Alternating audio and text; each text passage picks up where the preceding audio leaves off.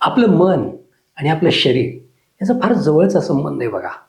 या मनामुळे आपल्या शरीरामधल्या बऱ्याच अवयवांवर वेगवेगळे परिणाम होताना दिसतात आणि त्यातल्या त्यात आपल्या या मनाचा जास्तीत जास्त मोठा परिणाम कशावर होत असेल तर अगदी जिभेपासून गुदापर्यंत म्हणजे संपूर्ण गॅस्ट्रो इंटेस्टिनल ट्रॅक्ट या सगळ्यावर जास्तीत जास्त परिणाम कशाचा होत असेल तर तो मनाचा, आणि मनाचा जास्तीत जास्त कोणत्या अवयवावर परिणाम होत असेल तर या अवयवावर होत असतो. म्हणजे जर आपल्याला भीती वाटली तर आपण म्हणतो ना आपल्या तोंडचं पाणी पळालं, मला आता तोंडाला चव नाही आहे, किंवा खूप भीती वाटली किंवा दुःख फार झालं तर आपली भूक जाते. हो, काहीच भूक लागत नाही, मला जेवायचंच नाही, मला अजिबात भूक नाही, असं आपण सहज म्हणून जातो.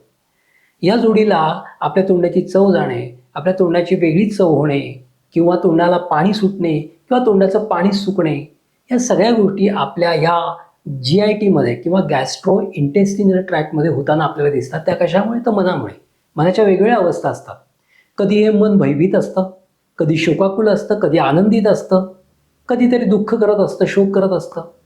म्हणजे वेगवेगळ्या या भावभावनांमुळे हे मन सारखं आंदोलित होत असतं आणि त्याचाच परिणाम आपल्या शरीरामध्ये प्रत्येक अणुरेणूंवर कंपित स्वरूपाचा होत असतो. आपल्या GIT-वर होत असतो, आपल्या पोटावर होत असतो, आपल्या जिभेवर होत असतो, आपल्या तोंडावर होत असतो.